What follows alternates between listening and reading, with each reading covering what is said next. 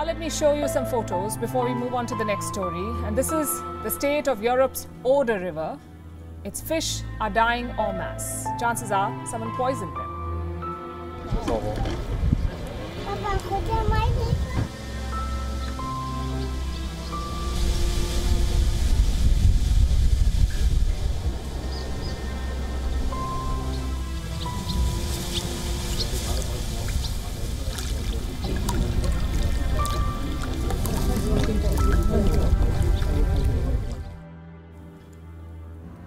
This is where the Oder River is located on the map. It is some 840 kilometers long. The river runs from the Czech Republic, flows along the border between Germany and Poland, and then flows into the Baltic Sea. This river has been poisoned. Fish of all shapes and sizes have been killed. Their carcasses are floating on the surface of the river. Troops have been called in to help to fish out these dead fish. Poland alone has deployed some 2,000 police officers, 300 firefighters and 200 soldiers. Boats are being used, so are quad bikes, dams and drones. Over 100 tons of dead fish have been recovered so far. And this may just be the start. So what exactly is happening here? No one knows for sure. It is a mystery, one that Poland wants its people to solve. They've announced a reward of $220,000 to anyone who helps find the perpetrators. The hunt is on. Meanwhile, the dead fish were tested in a lab.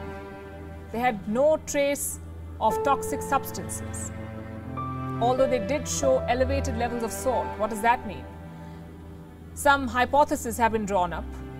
One, it is possible that there was an increase in water pollutants. It is also possible that the water salinity had increased. This happens when temperatures rise, the water dries up, and the salt level of the remaining water increases. Possibility number two is industrial waste. Samples from the river show evidence of harmful chemicals. But what Poland is going after is the possibility of arson. Someone or some industry could have poisoned the river, killed all the fish, and triggered an ecological tragedy. Germany has asked its citizens to not bathe in the Oder or fish in it. Both Germany and Poland are now on alert. They say they're working together to clean up the river and dispose the dead fish. It is clear that we are facing a really bad environmental catastrophe that has at least resulted in a serious amount of dead fish. We do not know yet how long and how extensive the environmental impacts will be in the ecosystem, or in the next weeks, months or years. Im Ökosystem oder in den nächsten Wochen, Monaten. In reality, though, there's politics at play. Poland is located upstream and Germany is downstream. Since the river flows from Poland to Germany, chances are whatever happened to it happened in or near Poland. Germany says it was not informed about the fish deaths until the second week of August. The mass deaths were first noticed in a southern town of Poland on the 26th of July, but Germany was alerted only on the 9th of August, and that too by a boat captain. Green activists say Poland did not do enough to mitigate this crisis, to stop this ecological disaster from snowballing. Also, not notifying Germany about possible river contamination is a breach of an international treaty. Germany says it found high concentration of mercury in the Oder River. Now, this is a claim that Poland refutes. As of today, none of these water tests have confirmed the presence of toxic substances. At the same time, we are conducting tests on fish. We've completed fish tests for mercury and heavy metals. Neither mercury nor heavy metals were found in the collected samples.